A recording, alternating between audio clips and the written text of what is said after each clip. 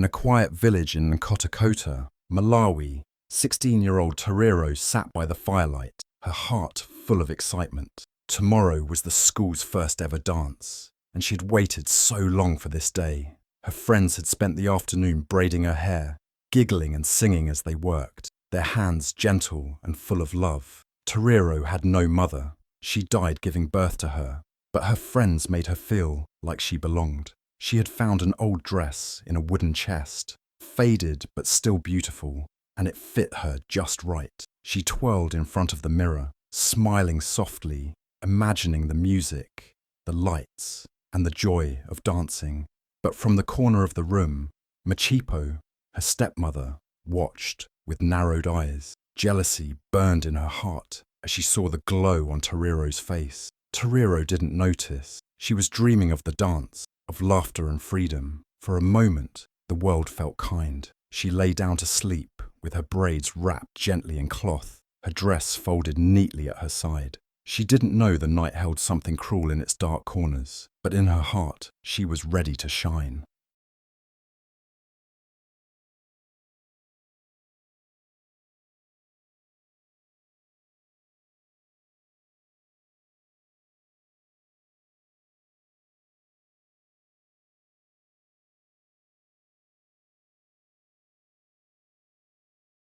The moon was high in the sky, and the whole village of Nkota lay in silence. The wind whispered gently through the trees. Inside the small house, everyone was asleep. Tariro lay peacefully in her bed, her arms curled under her head, her braided hair wrapped carefully to protect it for the big day tomorrow. Her heart was full of happiness. She had dreamed of this dance for so long. For once, she felt special, like she mattered. She didn't know that something terrible was creeping in the dark. In the kitchen, Machipo stood in her nightdress, holding a sharp kitchen knife in her hand. Her eyes were cold. Her heart was full of jealousy and hate. She had watched Tariro smiling, twirling in that old dress. She had heard the girls laughing while braiding her hair, and something deep inside Machipo snapped. She couldn't bear to see Tariro happy. Not her. Not the daughter of another woman, not the girl who reminded her of everything she never was. Slowly, Machipo crept into Tariro's room. The only sound was the creaking of the wooden floor. She moved like a shadow, her bare feet quiet, her hands firm. Tariro didn't wake. She trusted the night, trusted the roof above her to keep her safe. She didn't know that the danger was already inside. Machipo leaned over her, her face twisted with anger. She grabbed a handful of the beautiful braids, pulled tight, and with one hard move, started cutting. The sharp knife sliced through the braids, one by one. Thick locks of hair fell onto the floor. Tariro stirred, confused, half asleep. "Mama," she whispered, her voice soft and unsure. But the only answer was a hiss in the dark. "You think you're a queen?" Machipo snarled into her ear. "Now let's see who dances with you." Tariro's eyes opened wide in shock. She tried to move, but it was too late. Another braid fell to the floor, then another. Her hands reached up to protect her head, but Machipo slapped them away. "You think they'll choose you? You think you're special?" Machipo said through gritted teeth. "You're nothing." Tariro's heart pounded. She couldn't believe what was happening. Her braids, her pride, her beauty were being destroyed right in front of her. She felt the cold metal of the knife graze her scalp. Her tears mixed with sweat. She wanted to scream, but no sound came out. And then, just as quickly as she came, Machipo stood up and walked out. She didn't say another word. She left the knife on the floor, and Tariro sat frozen in her bed, trembling, her hands shaking as they touched her head. She looked down and saw her braids, dozens of them, scattered across the floor like broken pieces of herself. Her chest hurt. Her throat closed. She pulled her blanket over her head and wept. She wept for her hair, for her ruined dream, for the way Machipo looked at her like she was nothing. Outside, the night continued as if nothing had happened. The stars still shone.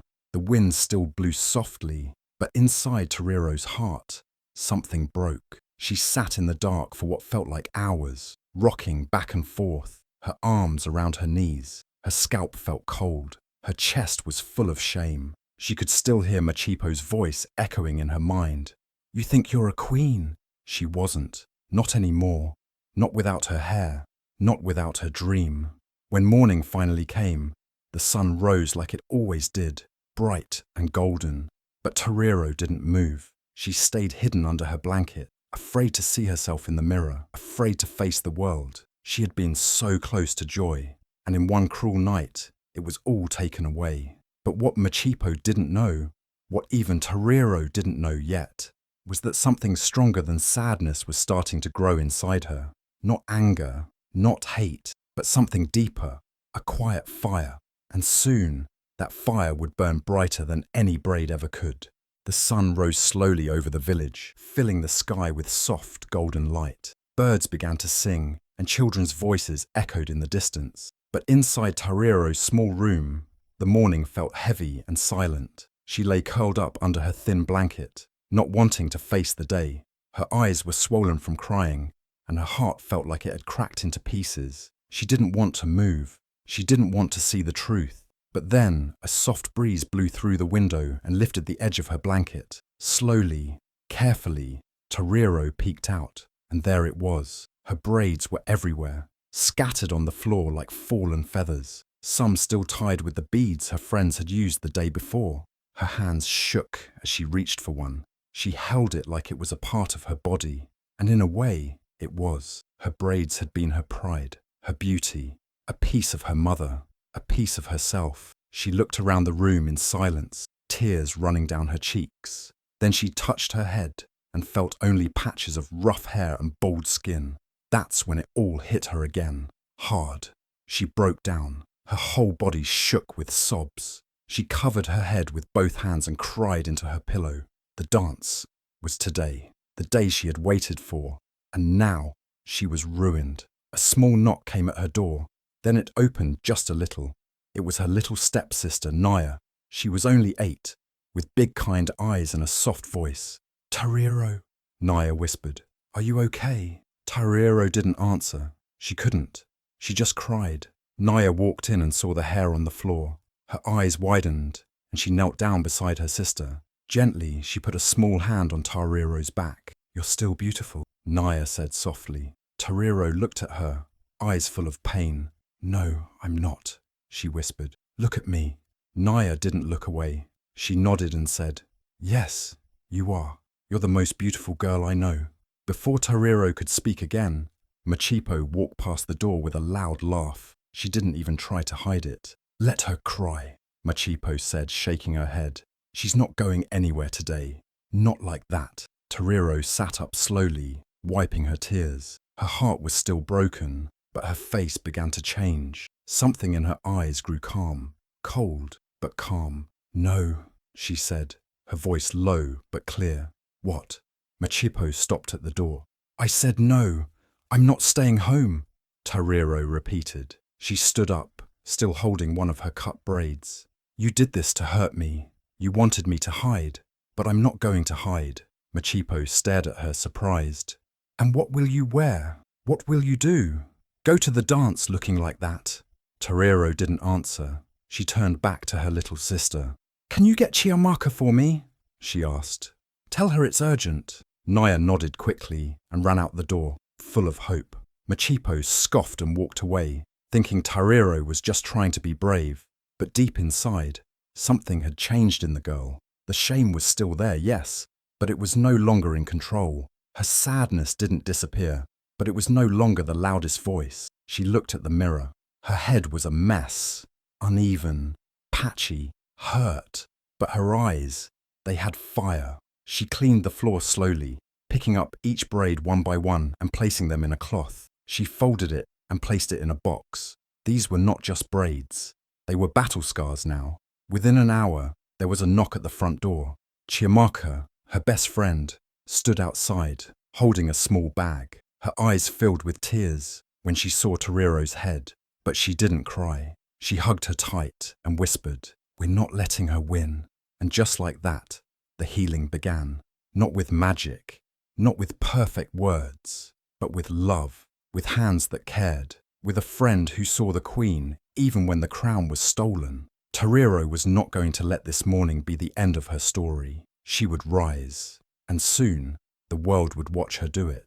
Chiamaka looked at Toriro with deep sadness in her eyes, but also with love and strength. She sat down beside her, took her hand gently, and said, "Toriro, you are still beautiful. You are still you." Toriro didn't answer at first. She kept staring at the floor, thinking about everything that had happened.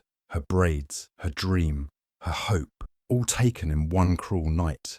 She touched her rough, uneven head and shook her head slowly.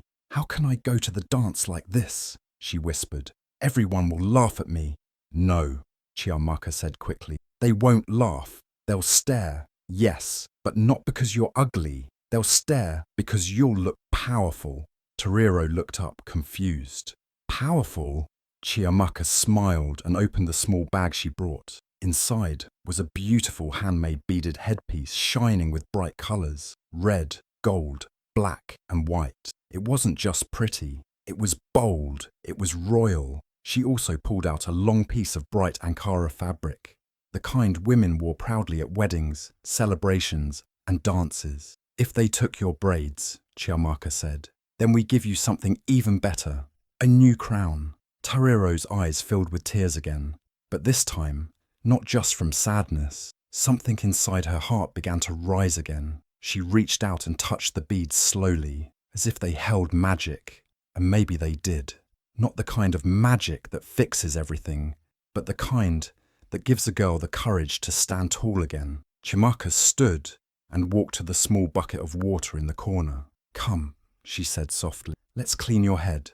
Let's make you shine." Toriro stood up, her legs still weak, but her heart steadier. She sat down on a low stool, and Chiamaka dipped a cloth into warm water.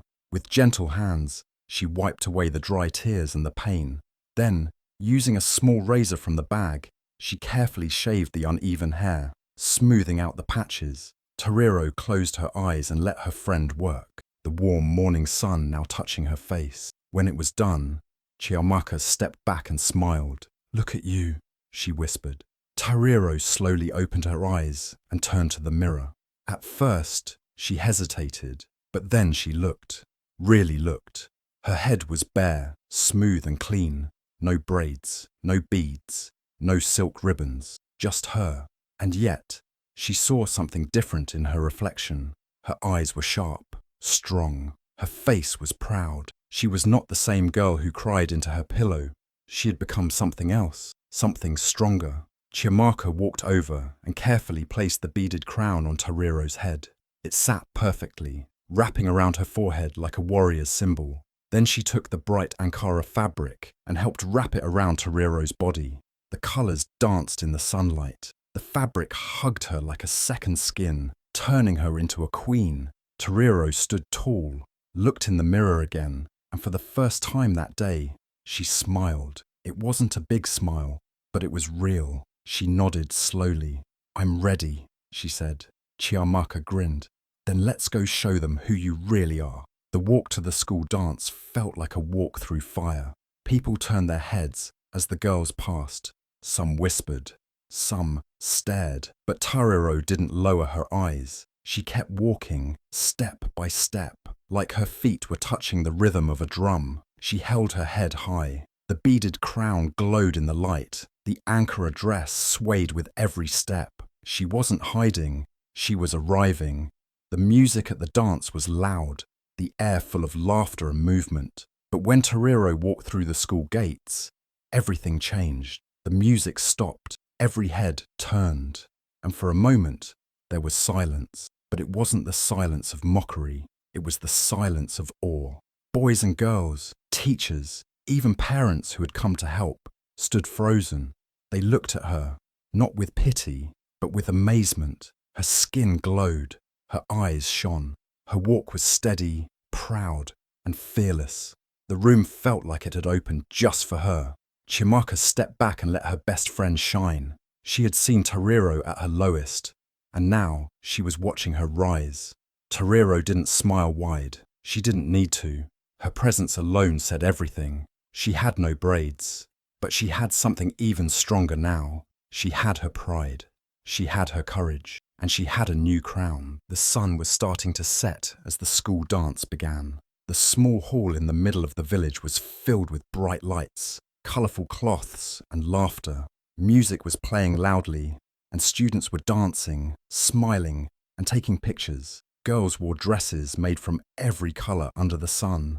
Boys fixed their collars and showed off their best moves. It was the first school dance ever held in their little village, and everyone was excited, but no one was ready for what was about to happen. Outside the gates, Torero stood for a moment, her heart beating fast. She could hear the music from where she stood. She took a deep breath. She touched her beaded crown gently and looked down at her feet. Chiamaka stood beside her, holding her hand.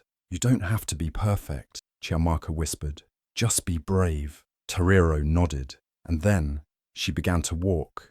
Step by step, she moved through the open school gate and onto the path. Heads started to turn. Some people stopped dancing. A few students at the edge of the yard noticed her and tapped their friends. In seconds, the sound of whispers grew louder. Torero didn't stop. She walked slowly, but with purpose. Her Ankara dress hugged her frame with elegance, and the beads on her head caught the light like stars. She walked like she had always belonged there. Her eyes didn't look down. She didn't fidget. She didn't hide. Then, just as she reached the centre of the schoolyard, the music suddenly stopped. Not because of the DJ, not because of a mistake, but because someone bumped the speaker. Too stunned to look away from her. Silence. The entire school froze. Every head turned. Every mouth stopped talking. Every eye locked onto Torero. For a few seconds, no one moved. Not the teachers, not the students, not even the wind. It was like the whole world paused to witness her. And still she walked. Torero didn't need a crown of gold. She didn't need long hair or expensive shoes. Her strength, her confidence, her fire, it lit up the entire space. Her skin glowed under the evening sun. Her steps were soft but powerful. She walked like she had nothing to prove and everything to live for. Even the girls who had spent hours getting ready looked at her with open mouths, not because they were angry or jealous, but because they had never seen anything like her. She had no braids. She had no jewelry, but she had something stronger, presence. Boys who had been bragging a minute ago now stood quiet. Some of them looked down, unsure of what to do. Others smiled, nodding slowly as if to say, "She's different." Torero stopped at the middle of the yard and turned slowly. Her eyes moved over the crowd. She didn't smile, but her face was calm. She wasn't looking for attention. She wasn't trying to show off. She was simply owning it, owning herself. Whispers turned into claps. A girl from her class started clapping slowly, then another joined in. Within moments, the whole school was cheering. People began shouting her name. Some even wiped their eyes without knowing why. It wasn't just that she looked good. It was that she came back from something so painful and walked in like she had won. And maybe she had. From the edge of the crowd, the head teacher stepped forward and smiled. "Now that," she said softly, "is what courage looks like." Torero looked around once more and found Chiamaka in the crowd. They smiled at each other, eyes shining. Everything they had done together, the pain, the healing, the preparation, had led to this moment. The DJ quickly recovered and played a soft, slow beat. It wasn't loud or crazy, just enough to fill the air with rhythm, but no one moved. Not yet. Everyone still had their eyes on her. Torero stepped to the side and gave a small bow, and only then, like a spell had been broken, the music grew, and people started moving again. But it wasn't the same. Now, girls stood taller. Boys looked more thoughtful. Even the teachers seemed changed. Torero had done something rare. She had walked into a place where everyone expected her to be broken, and instead she lit the room on fire, and they would remember it forever. The music played again. The lights danced across the schoolyard. The students were laughing, dancing, and moving around. But something in the air had changed. Torero had done something no one expected. She didn't just walk into the dance. She owned it. People kept sneaking glances at her. Some came over to say she looked amazing. Others just smiled at her from across the room. She didn't say much. She didn't need to. Her presence spoke louder than any words. She stood strong, bold, beautiful, bald, and proud. The night went on, and soon the DJ called everyone to gather near the stage. It was time to vote for the queen and king of the dance. Everyone stood close, whispering names, laughing, trying to guess who would win. There were many girls dressed in shiny clothes, wearing perfect makeup and fancy hairstyles. They looked like they had come from a magazine. A few of them had even taken photos with each other earlier, thinking they would win for sure. Torero didn't think her name would be called. She hadn't come for the crown. She had come to prove something to herself, that she didn't have to hide. But when the votes were counted, a silence fell again. The head teacher stood on the small stage, smiling as she looked at the paper in her hand. And the queen of the dance is... She paused, and people leaned forward, holding their breath. Torero! There was a second of shock. Then loud cheers filled the night air. Hands clapped. People screamed with joy. Some students even jumped up and down. Torero stood frozen for a moment. She looked around, unsure if she heard right. But Chiamaka grabbed her hand and shouted, "That's you! Go!" Torero walked toward the stage, the cheers growing louder with each step. Her heart was beating fast and her hands were shaking a little. She had never imagined this. As she stepped onto the stage, lights shining on her face, her eyes scanned the crowd. Everyone was watching her, not with pity, not with shock, but with admiration. The head teacher handed her a small, handmade crown. It wasn't made of gold or silver, but of beads and local fabric. Simple, beautiful, strong, just like her. She placed it gently over Torero's beaded headpiece. The microphone was handed to her, and everyone went silent. Torero looked down for a moment, then lifted her head. Her voice was soft, but clear. "Thank you," she began. I didn't expect this." She paused, her voice shaking just a little. Then she looked out at everyone, at the girls, the boys, the teachers, even the little children watching from the edges. "I know I don't look like the kind of girl you usually see wearing a crown," she said, "but maybe that's the point." People listened, quietly, leaning in.